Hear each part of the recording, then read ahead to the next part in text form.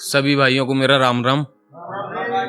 नाम है मेरा ब्राह्मण हर्षवर्धन उपाध्याय और बिलोंग करता हूँ आगरा उत्तर प्रदेश से। और जो भी मैंने लिखा है ये जो मेरे ऊपर बीता है, जो मेरे साथ हुआ है वही लिखा है, कोई कंटेंट नहीं है। जो मेरे साथ हुआ था आज से 2 साल पहले वही मैंने बस अपनी एक पोइट्री में लिख के आप सबको सुनाने की कोशिश करने जा रहा हूँ। टाइटल है मेरी पोइट्री का क्या ज़रूरी था। होता है ना लाइफ में कुछ, जैसे हम किसी से मोहब्बत करते हैं, हर कोई करता है, की होगी मेरे सारे भाइयों ने। जब वो बंदा हमें छोड़ के चला जाता है तो ऊपर वाले से एक रैंडम क्वेश्चन मन में सबके आता है कि प्रभु इतनी अच्छी ज़िंदगी चल रही थी, मेरी ज़िंदगी में भी ये समय लाना ज़रूरी था। तो इसी के ऊपर मैंने लिखा है कि ए खुदा मेरी खुशहाल ज़िंदगी में तुझे ये समय लाना भी क्या ज़रूरी था। कि ए खुदा मेरी खुशहाल ज़िंदगी में तुझे ये समय लाना भी क्या ज़रूरी था। औरों की तरह क्या मुझे भी एक पागल आशिक बनाना ज़रूरी था।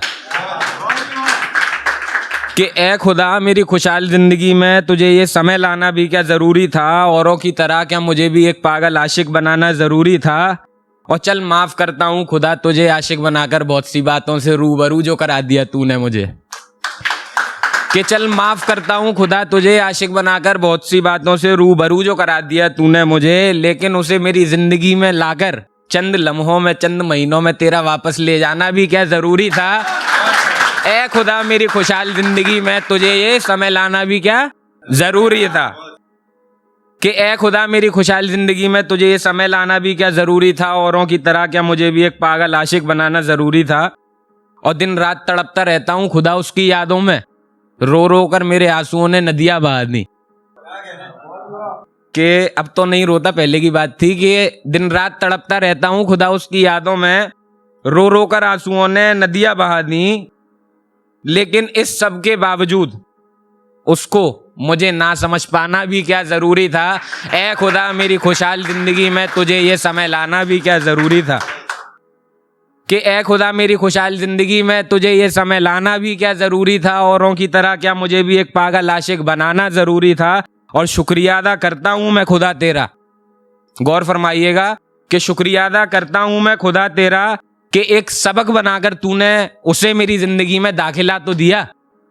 कि शुक्रिया अदा करता हूँ मैं खुदा तेरा कि उसे तूने एक सबक बनाकर मेरी ज़िंदगी में दाखिला तो दिया। लेकिन उसके नाम का टैटू मेरी छाती पर तेरा बनवाना भी क्या ज़रूरी था। ए खुदा मेरी खुशहाल ज़िंदगी में तुझे ये समय लाना भी क्या ज़रूरी था। अब थोड़ा गौर फरमाइएगा, आगे की कुछ चंद लाइनें बहुत मुश्किल से ढूंढी थी। कि ए खुदा मेरी खुशहाल ज़िंदगी में तुझे ये समय लाना भी क्या ज़रूरी था। औरों की तरह क्या मुझे भी एक पागल आशिक बनाना ज़रूरी था। और जिसको मैंने अपनी एक प्यारी सी बूढ़ी सी माँ से उसकी बहू कहकर मिलवाया था और गले भी लगवाया था।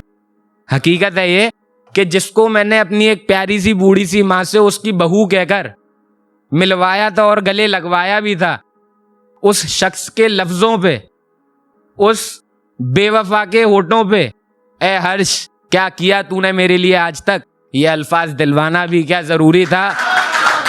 ए खुदा मेरी खुशहाल ज़िंदगी में तुझे ये समय लाना भी क्या ज़रूरी था। विद्यालय के बाहर खड़ा होकर उसके लिए मुझे इंतज़ार करवाना भी क्या ज़रूरी था। और हर सड़क के उस मोड़ पर उसे ना देखे बिना भी उसका ख्याल आते ही मेरा मुस्कुराना भी क्या ज़रूरी था।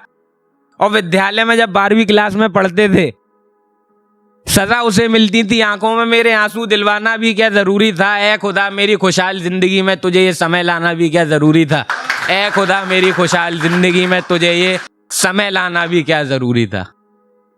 और एक आखिरी पंक्ति है, माँ के लिए लिखी है।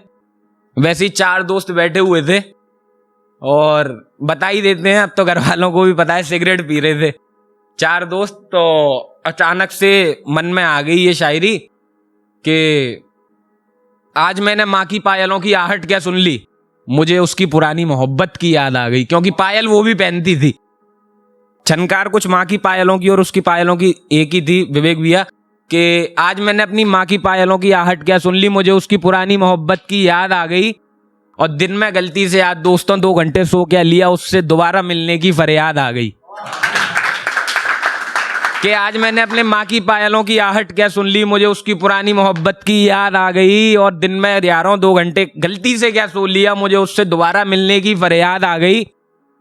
और तुम सब मेरे यारों और वो बेवफा सोच रही है कि मैं ये अल्फाज उसके लिए सजा रहा हूँ विवेक भैया, लेकिन वो तो मेरी माँ ही है जो आखिर में मेरे जख्म पर मरहम लगाने के लिए मेरे पास आ गई, मेरे पास आ गई।